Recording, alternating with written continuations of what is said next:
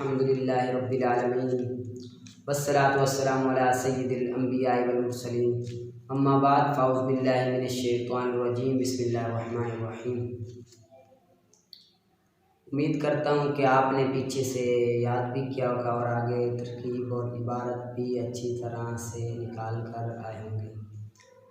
پیچھے ہم نے پڑھا تھا فصاحت کلمہ، کیا پڑھا تھا؟ فصاحت کلمہ۔ اب ہم پڑھیں گے فصاحت کلام۔ فصاحت کلام کسے کہتے ہیں؟ فصاحت کلام میں وہ کلام فصیح ہوگا جو چار چیزوں سے سالم ہو، چار چیزوں سے سالم ہو، یعنی کہ ہم کلمات کو جمع کریں، کافی سارے کلمے ہیں ان کو جمع کریں، ان کو ملائیں تو ایک کلام بن جائے گا۔ جس طرح کہ زید ایک کلمہ ہے، قائم ایک کلمہ ہے، عالم ایک کلمہ ہے، فاضل ایک کلمہ ہے، یہ ایک کلمہ ہے۔ جب ہم ان کو جوڑیں گے اور اس طرح کہیں گے زید قائم عالم فاضل، تو یہ تمام کے تمام کیا بن جائیں گے؟ فصیح بن جائیں گے۔ یہ تمام کے تمام ملائیں گے تو کلام بن جائے گا۔ یہ کیا بن جائے گا؟ کلام بن جائے گا۔ جب ایک علیحدہ علیحدہ کلمہ فصیح ہو، زید فصیح ہے، عالم فصیح ہے، قائم فصیح ہے، فاضل فصیح ہے، علیحدہ علیحدہ کلمہ فصیح ہو، جب ان کو ملائیں کلام بن جائیں، جب یہ پورا ملائیں تمام کا تمام ملائیں کلام کی صورت میں فصیح ہو، کوئی شکل پیدا نہ ہو، تو پھر ہم اس کلمے کو کہیں گے کہ یہ کلام فصیح ہے۔ اگر علیحدہ علیحدہ تو وہ فصیح ہے لیکن ملانے کی صورت میں وہ فصیح نہیں رہتا تو وہ کلام فصیح نہیں ہوگا، وہ کلام فصیح نہیں ہوگا۔ تو اس میں چار صورتیں کا پایا جانا ضروری ہے۔ ایک کلام دو فعل تلیف سے بھی سالم ہو، جس سے دو فعل تعلیف سے سالم ہو، تاکید سے بھی سالم ہو، اس کا ہر ایک کلمہ فصیح ہو، ایک بھی کلمہ غیر فصیح نہیں ہو نہ ہو تو وہ کلام فصیح ہوگا۔ وہ کلام کیا ہوگا؟ فصیح ہوگا۔ اس کا ہر کلمہ فصیح ہو، ہر کلمہ فصیح ہو تو وہ کلام سالم ہوگا، ورنہ وہ کلام سالم نہیں ہوگا۔ ٹھیک ہے، یہ آج آپ نے اس کو اچھی طرح سے یاد کرنا ہے۔ ترجمہ کرتے ہیں اور آگے پھر تنافر بھی کریں گے۔ اور فصاحت کلام اس کا سالم ہونا کلمات تنافر سے مجتمعات جو جمع ہونے والے ہیں۔ ٹھیک ہے، کلمات تنافر کلمات سے سالم ہونا جو جمع ہونے والے، یعنی کہ مل گئے ہو، مرکب بن گئے ہو، کلمات بن گئے ہو، اور دو فعل تعلیف سے اور تاکید سے ساتھ ساتھ اس کے کلمے کے فصیح ہونے کے ساتھ، تاکید سے بھی فصیح ہو اور اس کا ہر ایک کلمہ بھی کیا ہونا چاہیے؟ فصیح ہونا چاہیے۔ آگے تنافر۔ پس تنافر ایسا وصف ہے کلام میں، ایسا وصف ہے کلام میں جو واجب کر دے زبان پر اس کے بولنے کو، جو واجب کر دے زبان پر اس کے بھاری ہونے کو، شکل کو، اس کے شکل کو، جو واجب کر کے اس کے بھاری ہونے کو زبان پر، یعنی کہ زبان پر بھاری ہو کے ادا ہو اور مشکل ہو بولنا اس کے ساتھ، بھاری بھی ہو اور مشکل بھی ہو بولنا۔ جس طرح کہ فی رفع عرش الشرع مثل کا یشرع ولیس قرب قبر حرب قبر۔ ٹھیک ہے، اور کریم متا امدہ والورا معیہ وَإِذَا مَا لُمْتُهُ وحدی۔ ٹھیک ہے، اب یہ فی رفع عرش الشرع مثل کا یشرع، یہ علیحدہ علیحدہ، فی علیحدہ ملائیں، رفع علیحدہ ملائیں، عرش علیحدہ ملائیں، شرع علیحدہ ملائیں، تو یہ علیحدہ کلمہ تو فصیح ہے، لیکن جب ہم نے اس کو ملا دیا تو عین آنے کی وجہ سے یہ کلمہ زبان پر بھی ثقل ہوا، بھاری ہوا اور مشکل کے ساتھ بھی ادا ہونا شروع ہو گیا، مشکل کے ساتھ بھی ادا ہونا کیا ہو گیا؟ شروع ہو گیا۔ ٹھیک ہے، مشکل کے ساتھ ادا ہونا بھی شروع ہو گیا۔ ترجمہ کرتا ہوں۔ فی رفع عرش الشرع، آپ نے اس کی بھی ترکیب اور عبارت نکالنی ہے، ٹھیک ہے نا۔ شریعت کے عرش کو بلند کرنے میں تیری ہی مثل ہے، یشرعو جو بلند کر سکتا ہے، ٹھیک ہے، جو بلند کر سکتا ہے، ولیسا قرب قبر حرب قبر، اور نہیں ہے کوئی قبر حرب کی قبر کے قریب، اور نہیں ہے حرب کی قبر کے قریب کوئی قبر۔ اب یہ بھی علیحدہ علیحدہ، لیسا علیحدہ، قبر علیحدہ، قرب علیحدہ، قبر علیحدہ، حرب علیحدہ، قبر علیحدہ، علیحدہ علیحدہ تو یہ فصیح ہے، لیکن جب ہم نے ان کو ملا دیا تو یہ فصیح نہ رہا بلکہ زبان پر بھاری بھی ہے اور مشکل کے ساتھ بھی ادا ہو رہا ہے۔ آگے کریم متا امدحہ والورا معیہ واذا ما لمت وحدی، ایسا کریم ہے وہ، ایسا کریم ہے متا جب امدحہ میں اس کی مدح کرتا ہوں، میں اس کی تعریف کرتا ہوں، امدحہ اس کی تعریف میں، والورا اس حال میں کہ مخلوق معیہ میرے ساتھ ہوتی ہے، والی اس حال میں کہ مخلوق میرے ساتھ ہوتی ہے، وَإِذَا مَا لُمْتُ اور جب میں اس کی مذمت کرتا ہوں، برائی بیان کرتا ہوں، لُمْتُ تو اس کی برائی بیان کرنے میں، وحدی میں اکیلا ہوتا ہوں، وہ ایسا قریب ہے۔ اب یہ علیحدہ علیحدہ تو یہ فصیح ہے، لمتو علیحدہ علیحدہ فصیح ہے، لیکن جب ہم نے ان کو ملا دیا، کلام بنا دیا، کلمے سے کلام بنا دیا تو یہ فصیح نہ رہا بلکہ زبان پر بھاری بھی ہے اور زبان پر مشکل بھی ادا ہو رہا ہے، تو یہ کلمہ فصیح نہ رہا۔ آگے مرکات کا امید کرتا ہوں آپ نے پیچھے سے بھی یاد کیا ہوگا، آگے ہم کرتے ہیں۔ آگے ہم نے پڑھنی تھی کہ علم کی دو قسمیں، علم کی کتنی قسمیں ہیں؟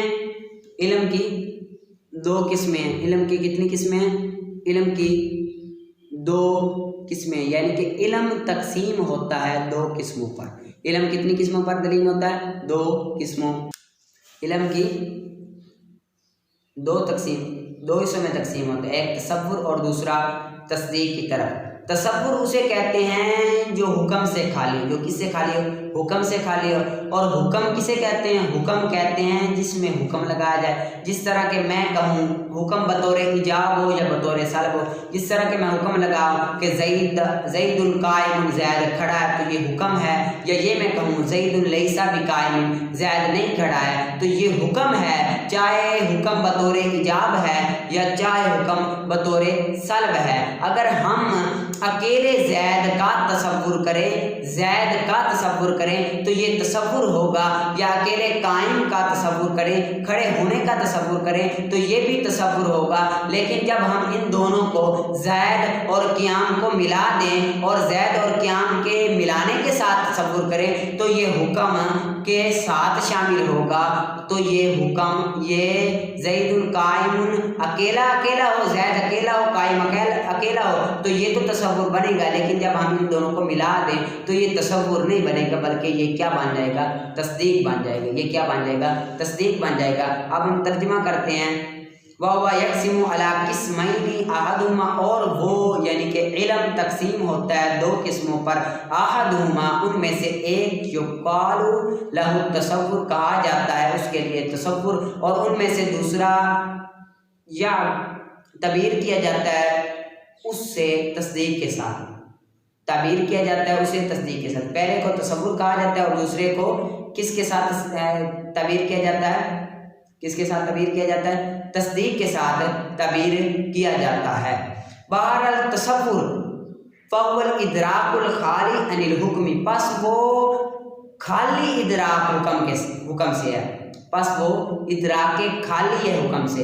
ادراک کہتے ہیں جاننے کو، یعنی کہ ایسا جاننا جو خالی ہو حکم سے، جاننا تو ہو، معلوم ہو، لیکن اس میں حکم نہ ہو، ٹھیک ہے۔ اور مراد حکم کے ساتھ، حکم کی تعریف کر رہے ہیں، مراد حکم کے ساتھ ایک چیز، ایک امر کی نسبت کرنا دوسرے امر کے ساتھ بطور ایجاب یا بطور سلبن، یہ ایجابن اور سلبن یہ تمییز واقع ہو رہی ہے، ٹھیک ہے۔ ازرو ایجاب کے ہو یا ازرو سلب کے ہو، ٹھیک ہے، یا بطور ایجاب ہو یا بطور سلب ہو۔ اور اگر تو چاہے تو تو کہے ایقان او انتظام، یعنی کہ یا تو واقع کرنا یا واقع نہ کرنا، ٹھیک ہے، یعنی کہ دو طریقے ہو گئی حکم کی، یا تو ایک چیز کی طرف دوسری ایک امر کی نسبت دوسرے امر کی طرف کرنا بطور ایجابن ہو یا بطور سلبن ہو، یا پھر حکم کو اس پر لاگو کر دینا یا اٹھا دینا، یہ بھی طریق کی جاتی ہے۔ اور کبھی تفسیر کی جاتی ہے حکم کی نسبت کے واقع ہونے کے ساتھ یا نا واقع ہونے کے ساتھ، یا تو نسبت واقع ہے یا نہیں واقع ہے اس کے ساتھ بھی حکم کی تعریف کی جاتی ہے۔ جس طرح کہ جب تو تصور کرے اکیلے زید کا اکیلے زید کا یا قائم اکیلے کا، نہ کہ یہ کہ تو ثابت کرے قیام زید کے لیے یا اس کی سلب کرے اس سے، یا تو پھر ثابت کرے قیام زید کے لیے یا سلب کرے اس سے۔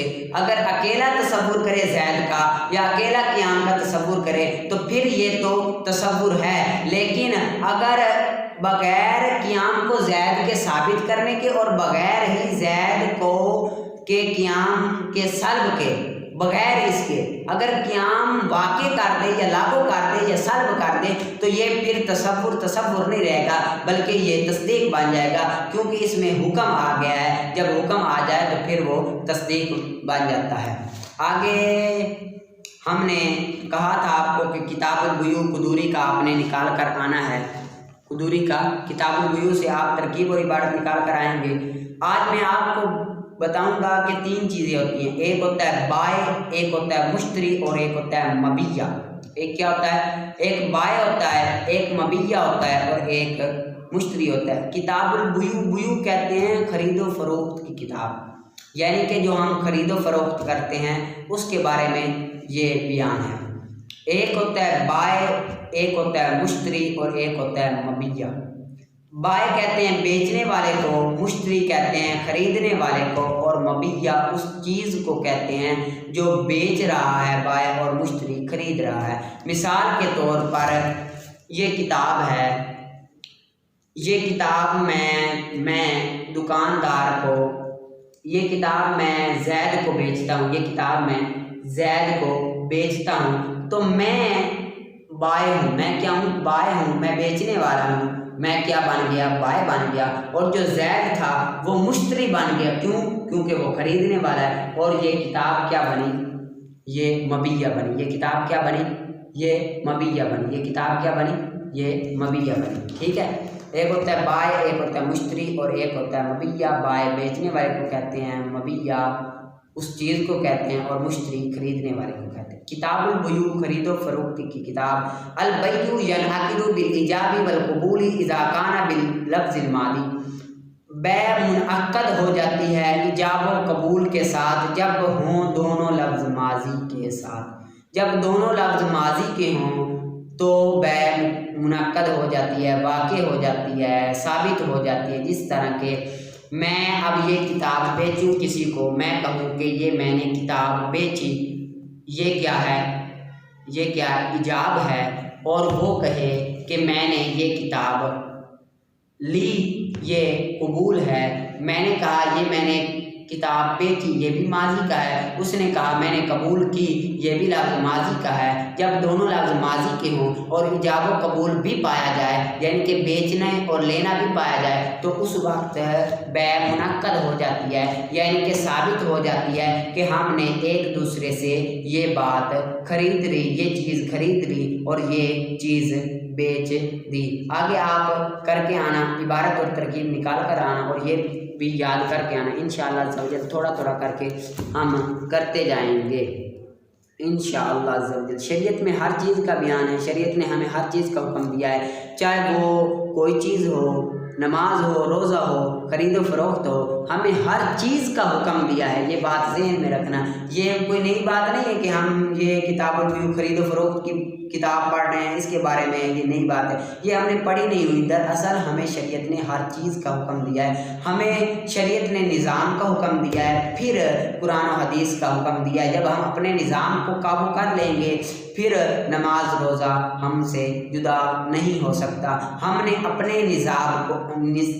اپنے نظام کو یہود کے نظام پر چلایا ہوا ہے، ان کی پیروی کر رہے ہیں، اسی لیے ہم سے اپنے نماز روزے نہیں سنبھالے جاتے، ٹھیک ہے، ہم سب سے پہلے جو جنگیں ہوئی تھی نا، جنگ بدر ہوئی تھی، جنگ احد ہوئی تھی، یہ جنگ، یہ بات ذہن میں رکھنا، یہ بات نماز روزے کی وجہ سے نہیں ہوئی تھی کہ نماز پڑھتے ہیں تو اس وجہ سے بھائی تم نماز کیوں پڑھتے ہو تو پھر جنگ ہوگی، روزہ کیوں کرتے ہو، روزہ کیوں رکھتے ہو تو یہ جنگ ہوئی تھی اس وجہ سے، بلکہ یہ جنگ نظام کی وجہ سے ہوئی تھی۔ جب نظام آیا تھا، نظام مصطفیٰ قائم ہوا تھا، تو اس وجہ سے نظام کی وجہ سے یہ تمام جنگیں ہوئی تھی۔ کفار نے یہ تو کہا کہ ہم تمہارے روزے، نماز، زکوٰۃ برداشت کرتے ہیں لیکن نظام برداشت نہیں کرتے، اس وجہ سے یہ جنگیں ہوئی تھی۔ اور آج ہم نے یہ نظام یہود کو بنایا ہوا ہے، ہمارا یہ اسلامی نظام نہیں ہے۔ جب تک اسلامی نظام نہیں ہوگا